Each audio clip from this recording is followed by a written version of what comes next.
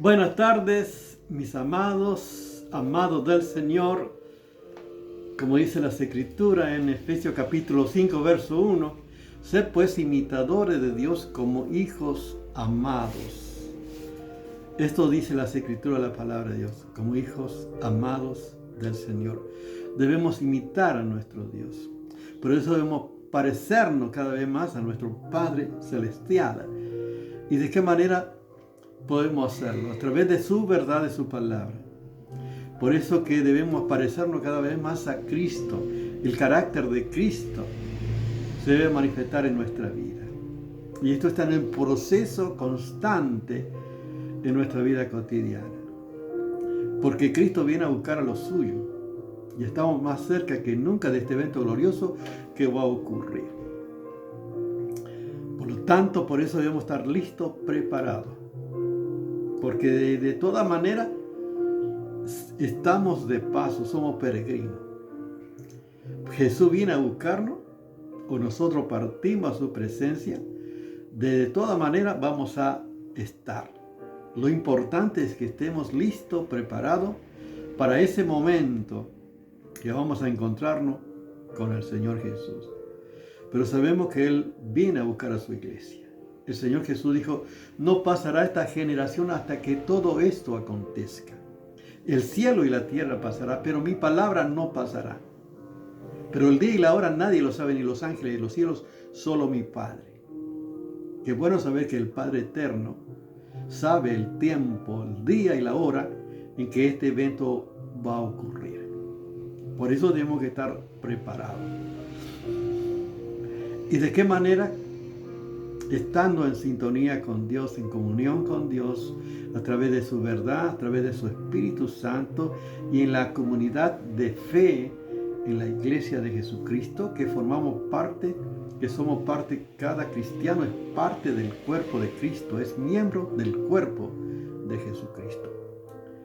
Y como parte del cuerpo tenemos una función que desempeñar también en el cuerpo. Y de esa manera estamos preparados. Si Él viene a buscarnos, nos va a encontrar que estamos haciendo su voluntad, su plan. Por eso estamos compartiendo la verdad de Dios, las enseñanzas de la palabra de Dios. El propósito es que Dios ha dejado su palabra para que sepamos, para que le conozcamos, para que sepamos cuál es la voluntad de Dios, para agradar al Señor en este tiempo profético que estamos viviendo. Estamos viviendo, no hay la palabra para expresar, pero estamos viviendo tiempo que nadie se imagina de lo que va a ocurrir. Por eso hay de aquellos que se queden. Por eso queremos que todos, como es la voluntad de Dios, Dios no quiere que ninguno perezca. Dios quiere que todos procedan al arrepentimiento, que se vuelvan a Dios ahora que todavía hay tiempo, porque después será el crujir de dientes. Por eso compartimos la verdad de Dios, la palabra de Dios, que está en la palabra, en las enseñanzas, la verdad de Dios, para advertirnos, para prepararnos, para saber. El que está en comunión con Dios, que está velando y en oración, no va a ser sorprendido cuando venga aquel día. Porque somos hijos del día, hijos de luz. Estaremos listos para partir con el Señor. Pero vamos a ver una enseñanza de la palabra de Dios, que justamente todo lo que escribió la palabra, todo lo que está en las Escrituras es para nuestra enseñanza. No para repetir los mismos errores, sino para corregir y para agradar al Señor. Por eso vamos a seguir viendo acerca de David. Ya hemos compartido un poco del segundo rey de Israel, David, que era conforme al corazón de Dios. Y podemos ver alguna enseñanza también, que no hay hombre que pueda decir que no peque, no hay hombre que pueda decir que es perfecto, que no ha caído. Y eso pone en evidencia nuestra condición y nuestra necesidad de Dios para nuestra reconciliación. Por eso vamos a seguir compartiendo lo que dice la palabra de Dios en 2 Samuel, capítulo 12. Qué bueno que usted lo pueda leer también en su casa y meditar en la palabra de Dios. Dice así, dice la palabra de Dios. Jehová envió a Natán a David, y viniendo a él, le dijo: había 2 hombres en una ciudad. El uno era rico y el otro pobre. El rico tenía numerosas ovejas y vacas, pero el pobre no tenía más que una sola corderita, que había comprado y criado, y que había crecido con él y con sus hijos juntamente, comiendo de su bocado y bebiendo de su vaso, durmiendo en su seno, y la tenía como una hija. Y vino uno de camino al hombre rico, y esto no quiso matar, no quiso tomar de sus ovejas ni de sus vacas, dice acá, para guisar para el caminante que había venido a él, sino que tomó la oveja de aquel hombre pobre y la preparó para aquel que había venido a él. Entonces se encendió el furor de David en gran manera contra aquel hombre, y dijo a Natán: vive Jehová, que el que tal hizo es digno de muerte. ¿Ves lo que dice David? Y debe pagar la cordera con 4 tantos, porque hizo tal cosa y no tuvo misericordia. Entonces dijo Natán a David: tú eres aquel hombre. Así ha dicho Jehová, Dios de Israel: yo te ungí por rey sobre Israel, y te libré de la mano de Saúl, y te di la casa de tu Señor y las mujeres de tu Señor en tu seno. Además, te di la casa de Israel y de Judá. Y si esto fuera poco, te habría añadido mucho más. ¿Por qué pues tuviste en poco la palabra de Jehová, haciendo lo malo delante de sus ojos? A Uría Eteo heriste a espada, y tomaste por mujer a su mujer, y a él lo mataste con la espada de los hijos de Amón. Fíjense qué enseñanza encontramos aquí en la palabra de Dios. La primera parte hemos visto que David, cuando tenía que ir a la guerra, cuando iban todos los reyes, él se quedó en casa, tuvo el lugar donde no tenía que estar, y mirando lo que no tenía que mirar, fue tentado, y él cedió a la tentación y cayó en pecado. Cometió adulterio David con Elizabeth. Si hubiera ido hasta allí nomás, no hubiera pasado nada. Podríamos decir que sería una canita al aire, como dicen algunos, como no dando el valor que tiene. Pero resulta que quedó embarazada Elizabeth. Y ahí comienza de qué manera poder tapar el pecado. Siempre el pecado trae sus consecuencias. Tuvo que traer a Uría, el esposo de Elizabeth, para que durmiera con ella, y así podría cubrir el pecado. Pero no resultó, como ya hemos visto en capítulo 11 de 2 Samuel, que ustedes lo puedan leer para ver completamente todo. Solamente le hago un repaso para que ustedes vean por qué llegamos a lo que llegamos. Y, por supuesto, se imagina que un soldado viene y está delante del rey, en la mesa del rey, comiendo con el rey, y llevando, le da presente para que vaya a su casa y duerma con su esposa. Bueno, y celebren, disfruten, descansen. ¿Quién no querría todo esto? Pero resulta que Uría no fue a su casa, sino que durmió en la puerta del rey con todos los siervos del rey. Y esto le dijeron al rey. Y entonces David dice a Uría, ¿por qué no fue a su casa? Y bueno, él le dice todas las razones, le dice, porque si el arca del pacto está a la intemperie, los soldados, y él iría a dormir en su casa, esto no sería correcto. O sea que él se identificó con el pueblo, con los soldados que estaban en la guerra, y no fue a su casa por este motivo. En segundo lugar, David nuevamente lo invita a comer y hasta lo emborracha, pero tampoco esto resultó. Y Uría mismo lleva la carta que era su sentencia de muerte para que lo pusieran enfrente y se apartaran para que él muriera en la guerra. Cosa que resultó. Y así de esta manera mataron a Uría y David se quedó con la mujer de Uría, con Elizabeth. A veces uno comete pecado, trata de ocultar y para ocultar un pecado tienen que cometer otro pecado y así sucesivamente el pecado va trayendo engaño, mentira, muerte y un montón de cosas. Y uno creyendo, malindo, creyendo que nadie se entera, que nadie va a saber de qué manera. Probablemente David pensó que ya estaba todo resuelto, que se acabó, pero hay alguien que todo lo ve y Dios conoce todo.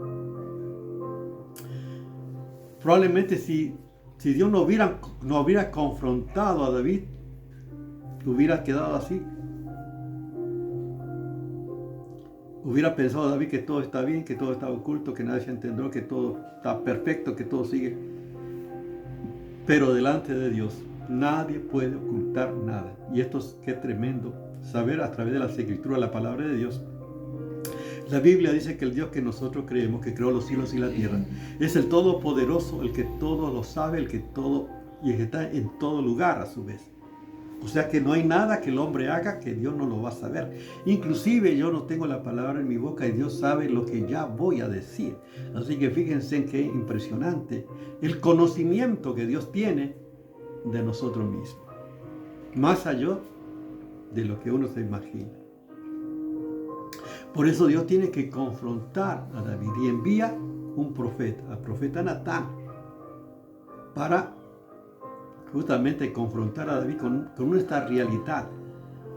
Qué bueno es el amor de Dios, pero también a través de su palabra nos muestra nuestra condición. No para condenación, aunque el pecado siempre trae consecuencias. Es inevitable. Que vamos a ver las consecuencias más adelante. Pero en esta ocasión vamos a ver cómo Dios envía al profeta Natán. Dios, dice las Escrituras, Dios ha hablado muchas veces y de muchas maneras. Dice a nuestros padres por los profetas. Y en estos postreros tiempos a través del Hijo, a quien constituyó heredero de todo y por quien creó el universo. Los profetas eran los voceros de Dios, la palabra de Dios a los reyes y al pueblo de Dios cuando era necesario. Y en esta ocasión fue el profeta Natán a hablar a David y relata una parábola, una comparación para ilustrar su verdadera condición. Podemos ver que dice había un hombre rico que tenía numerosas ovejas y vacas, o sea que tenía suficiente este hombre rico, no tenía ninguna necesidad de tomar de otros, o sea que, pero el hombre pobre tenía una sola corderita que había comprado y que había crecido con él juntamente con sus hijos. Fíjense qué cuidado que tenía por esta corderita.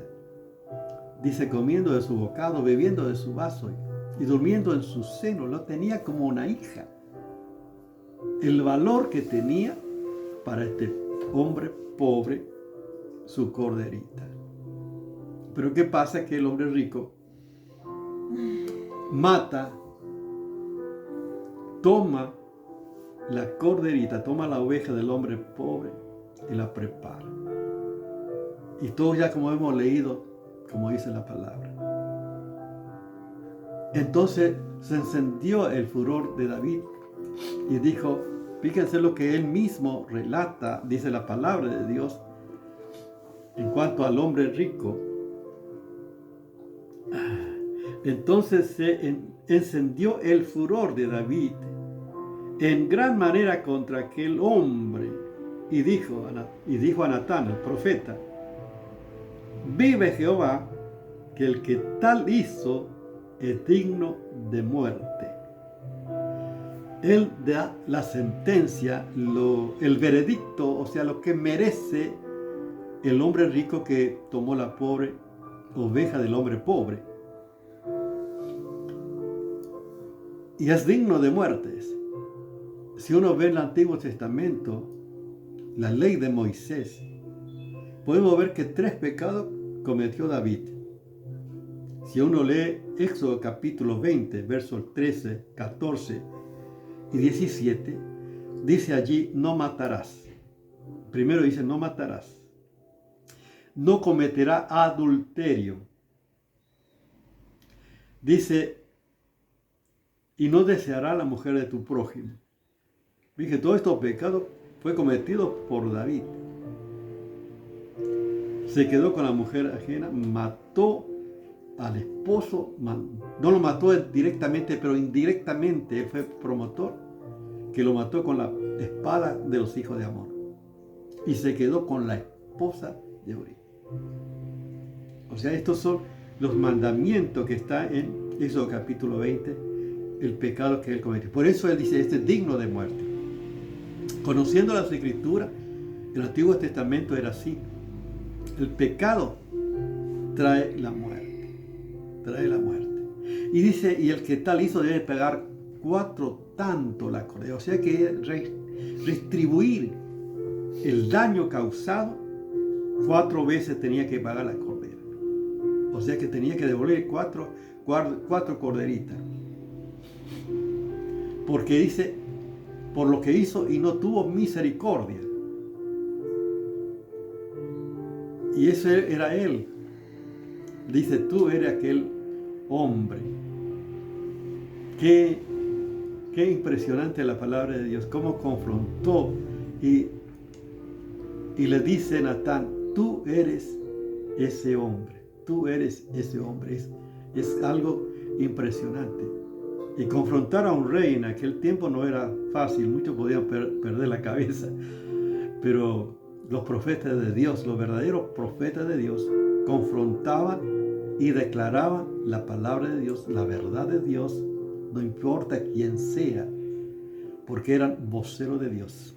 Aunque ya en aquel tiempo había profetas de los reyes, cada rey tenía su profeta que siempre le decía lo que ellos querían escuchar. Siempre le decía buena nueva noticia, la noticia que ellos querían escuchar, pero que nada tenía que ver con la verdad de Dios. Como en estos tiempos, cuántos profetas, cuántos falsos profetas, apóstoles y todo va a haber, y cuántos mesías falsos. Son señales que estamos viviendo los últimos tiempos, que Cristo viene, que Cristo viene. Así que tenemos que, por eso es importante estar en comunión con nuestro Dios y ver nuestra condición. Saber que Dios sabe todo y nadie puede escapar de Dios. Estamos delante de su presencia. Pero Dios no quiere la muerte. Dios quiere la vida. El hombre que pecare, dice, el alma que pecare ciertamente morirá. Tenemos que saber que el pecado siempre trae la muerte, la separación. Fíjense que Adán, cuando pecó y escuchó la voz de Dios, se escondió de la presencia de Jehová Dios entre los árboles del huerto. Esto es una evidencia justamente del pecado. La separación. La muerte significa separación. Por esto necesitamos reconciliación, necesitamos volver a Dios. Vamos a seguir compartiendo acerca de estas enseñanzas que está en la palabra de Dios. Para que sepamos nosotros que Dios todo lo ve. No es que Dios nos ve, que nos vigila para castigarnos, sino que Él contempla y ve todas las cosas. Es algo impresionante. Pero el hombre que piensa que se va a ocultar o que va a ocultar su pecado delante de Dios, se engaña a sí mismo. Porque dice, no hay cosa creada que no sea manifiesta en su presencia. Antes bien, todas las cosas están desnudas y abiertas a los ojos de aquel a quien tenemos que dar cuenta. Como dice Hebreos capítulo 4, verso 13. O sea que está a los ojos de aquel. O sea que nada podemos ocultar. Por eso que es importante, si hay pecado en tu vida, ¿cómo está tu condición? ¿Cómo están tus relaciones interpersonales? ¿Cómo está tu relación? Quiero decirte que Dios te conoce, Dios ve todo, Dios sabe todo. Es importante que puedas pedir perdón y volver a Dios en esta ocasión. Oremos a Dios. Gracias, Padre, por tu verdad, por tu palabra, porque nos confronta con nuestra condición. Señor, para que volvamos y tengamos reconciliación y vivamos como tú quieres que vivamos en este tiempo profético, que estemos listos, Señor, para cuando vengas a buscarnos. Señor, perdona nuestros pecados y límpianos de toda maldad. Señor, gracias por tu fidelidad. En Cristo Jesús. Amén. Dios te bendiga.